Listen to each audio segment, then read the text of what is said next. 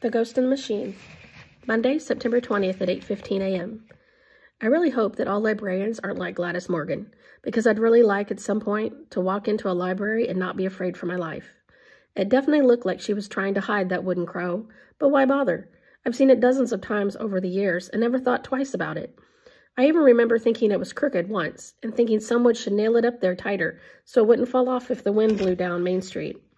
It's funny how you can look at something and ascribe no meaning to it forever and ever. Then one day you see it in a completely different way. That wooden crow has sat quietly turning for years while no one paid any attention. Almost no one.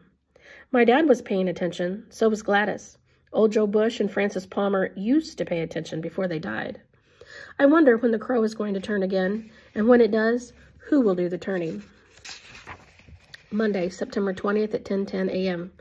Henry wandered up here with a cup of coffee. He didn't exactly startle me when he came in, but Henry doesn't really knock so much as barge. He was standing in the doorway when I realized I had a bunch of names from the secret room written on a piece of paper next to my laptop. Some of the names were scratched out because I discovered they were dead. I set my elbow on the list. Henry already had his fishing boots on, which my mom hates because they smell like a moldy loaf of bread. He's not supposed to wear them in the house. It made me wonder if he'd worn them to bed. He started talking to me the second he entered the room. I sleep like the dead up here in the mountains. You? I nodded, and Henry looked around the room. His eyes locked on the Dark Side of the Moon poster. How come you moved that? Trying to change things up, I guess. I remember one of those songs. Used to get stuck in my head a lot. And then he sang a verse off key, which sort of freaked me out. It was the one about the rabbit running and digging holes and never getting to stop. I think Henry was half amazed he could remember the words. I can hear that song in my head like it was yesterday, he said. Then he was a little sad. An emotion I'd almost never seen him display. 2 more days and it's back to the city for old Henry, he went on. Time to dig another hole, I guess, like the good song says. Why don't you just quit and come live here with us? I asked. I think my dad would like that. For starters, your mother would kill me. Me on my boots and poker and dragging your dad out to the river. 2 weeks a year is pushing things as it is. My mom loves you, I said, and I meant it. I'm easy to love for a couple of weeks. It gets a little harder after that. He laughed this comment off, but I think deep down he was serious. I never really thought of it that way, but I could see he might have a point. The charm of an old bachelor like Henry probably wears thin after a while. I don't mind him hogging all the time with Dad, but if he were here all the time, I'd mind. I like Henry's loud voice and his energy and the way he can get everyone to play cards, but there's a twitch that sets in after a couple of weeks when it starts to feel like he's almost annoying. Henry's smarter than he knows. To leave us wanting more and never overstay his welcome, I decided to ask him a question. You ever talk to Gladys, the librarian? Henry was leaning against the door jamb. It appeared he was trying to remember the next verse to the song he'd sung. Finally, he refocused. I haven't said a word to Gladys Morgan in 10 years. Me and her had a run-in. If I see her coming, I head for the other side of the street. I thought this sounded like there might be a good story, so I prodded him. What happened? What did she do? Let's just say she's not as patient as your mom. I stepped into her precious library with my wet boots on and just off the stream. Sloshed right up to her desk and asked if she had anything on a barbecue and a pig. You're kidding. Nope, she looked me up and down like I'd picked up her cat and thrown it in front of a moving truck. That woman can glare better than all the New York ladies that I've turned down for a date. So she glared. Then, get this, she got out of her chair, came around the desk, and kicked me. She didn't. Not only that, but she told me I better take my stupid pig and my wet boots and go outside and never come back. I told her I didn't exactly have the pig with me. It was just something I was thinking about. That didn't go over too well. The scary thing was, I can totally picture all this happening. What'd she say when you told her you didn't have the pig? I asked. She said if it was between me and a chicken and she could only save one of us, she'd definitely save the chicken. Henry laughed his big laugh again, and I laughed too. That Gladys Morgan, what a kook. I was feeling bold, so I kept going. You ever see Dr. Watts? I asked. He's dead, said Henry. No, he's not. Mom said so. Henry scratched his stubbly face. I thought he was dead. I haven't seen him in forever. You sure he's alive? That's what Mom said. Henry seemed a little perplexed. Well, if she says so. Henry looked at the Pink Floyd poster again, and I was sure he'd see it was crooked and want to move it. You see that story in the paper about the dredge, he said. Henry had been sensitive to my accident there and didn't mention it much. Yeah, I said, they're burning it down. It's a shame I'm leaving so soon. Hate to miss the biggest bonfire in 3 counties. But you know how some people feel about me around here. Probably best if I'm gone when the old relic finally gets what's coming to it. I know I've mentioned this before, but Henry used to work for New York Gold and Silver. He'd come out when the dredge was running, way back in the day, to keep an eye on number 42. He hated what the dredge did to the land, but he was young and ambitious back then. He told me as much. He wanted a big career at a big company in a big city, just like a lot of people. Skeleton Creek stayed in his bones long after New York Gold and Silver went bankrupt. Some say Henry keeps spending all his vacation time here because he feels bad about working for a company that almost destroyed the town. I think he comes here because his best friend is here, my dad, and because he loves the mountains. I felt a little sorry for Henry when he peeled himself from my room and went downstairs. I heard the screen door flap against the wall and knew he'd gone to the creek. So now I'm alone in the house again, and I can't help thinking about what it feels like to live in Skeleton Creek. I've been trying to put my finger on it for a long time. No one new ever moves here. It's the same old people keeping mostly to themselves. There's a kind of gothic loneliness about everything. You know what it feels like. It feels like the dredge dug the heart out of my town and chucked it into the woods. All that's left are the ghosts walking around. Monday, September 20th at 4:10 p.m. Well, my parents can't complain about me sitting in my room all day. Henry came back and talked me into going down to the creek with my fly rod. I haven't been up to fishing since before the accident, and I probably had no business standing anywhere near fast-moving water with a shattered leg barely out of a full leg cast. Henry did most of the casting, catching, hooting, and hollering. I mostly sat in the shade and watched him work his way up and down the best stretches of Skeleton Creek, hooking fish after fish. I have to give him credit. He learned the water and knew what to throw. I've been fishing nothing but Skeleton Creek all summer for years, and I've never caught as many big fish as I saw Henry catch today. The guy is a machine. Being out near the water today made me value it more than ever. The creek is lined with these great big cottonwood trees that fill the air with what looks like snow every time the wind blows. And there are groves of aspen, thin trees with white bark and gold leaves, huddled close along the banks of some of the best water. Those aspen groves will take your breath away. And there's one other thing, a part of this place that makes it unlike any other. All those big piles of rock and earth the dredge dug up formed an endless line of rolling hills along the banks of the creek. Over the years, the surface filled with grass and trees and flowering plants. The creek is like a secret paradise to one no one has discovered way up here, tucked away in the woods next to a ramshackle town the size of a postage stamp. There are birds everywhere, little creatures scampering and chirping over the hills, and larger animals rustling in hidden places nearby. All these sights and sounds today made me realize how much I missed visiting the creek.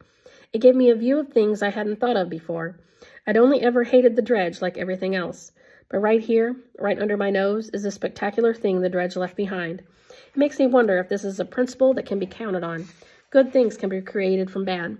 I can't stop thinking about how this old town of mine just needs a lucky break to start heading in the right direction again. Monday, September 20th at 7:25 p.m. Sometimes, after one of Henry's barbecues or a morning at the cafe eating chicken, fried steak, and eggs, my mom decides the McCrays need to eat a healthy dinner. This is a terrible idea and always puts my dad in a bad mood. Just eat. It's not going to kill any of you. These were my mom's words as my dad Henry and I sat staring at the food she placed before us. What is it? Henry was brave enough to ask. He was about half serious and half honestly curious as he stared at the 3 bowls, clustered together in the middle of the table. That right there is rice, I said, pointing to the round bowl in the middle. It's brown rice, my mom corrected, staring at Henry. Are you going to tell me you've never seen rice before? Henry had seen rice. It was the main dish he was worried about. What about that stuff, he asked. He pointed to a bowl filled with something that looked like green logs floating in a purple lake. You really want to know? Asked my mom. Because you're eating it whether I tell you or not. Henry pondered his options, swallowed hard, and nodded. Tell me. Mom scooped up a big spoonful of brown rice and slapped it onto Henry's plate. Then she ladled a glob of purple lake water and green sticks over the top. Low-fat yogurt with whole beets pulverized in a blender and poured over a can of green beans. Eat up. Henry looked like he was about to barf. The last item was a flat pan of green Jell-O with sad little mandarin oranges trapped all through the middle. My dad put about half the pan of Jell-O on his plate, so there was no room for anything else. And then he sat there, slurping miserably with a spoon. Stop that, my mom said. She can't stand it when people slurp their Jell-O. The best part was when Mom took a bite of this crazy concoction and chewed, but couldn't swallow without washing it down with a Diet Coke. She tried really hard to keep a straight face, but once Henry took a bite himself, just to be a good sport, his eyes started bulging and Mom came completely unglued. We all had a pretty good laugh, and then she let Henry and my dad go to the kitchen to make pancakes for dinner. We sat there, me and my mom, eating Jell-O without slurping. You doing okay? She asked. Yeah, it was nice going to the creek today. I haven't done that for a while. I'm glad you went outside. The fresh air is good for you. I nodded and took another bite of green jello.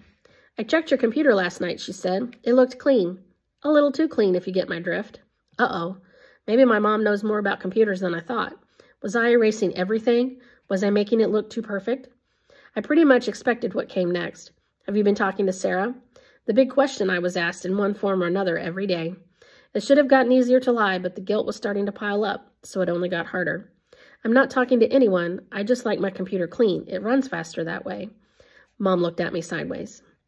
Now we're talking, Henry yelled. He was balancing some king-size pancakes on a spatula in one hand and carrying a handful of paper plates in the other.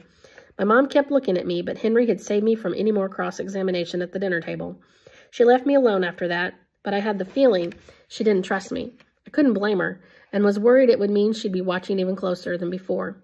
With school starting in only a week, her radar was dialed in and searching for clues.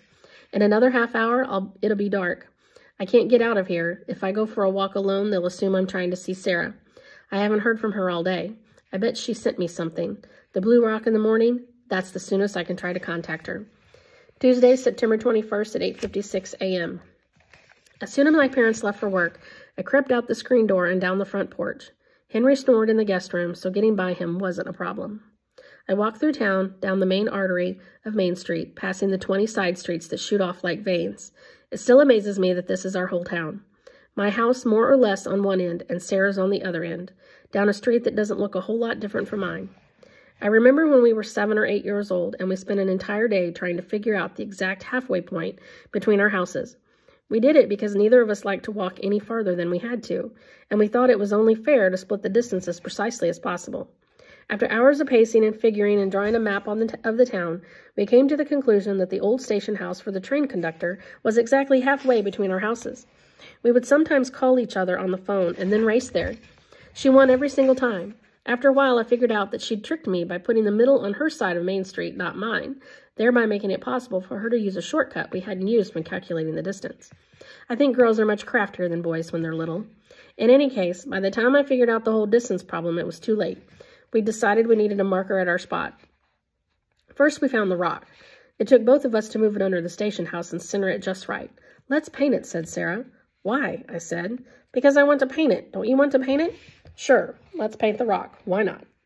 The very short conversation says a lot about my relationship with Sarah. She wants to do something. I don't necessarily care one way or the other, and so we do it.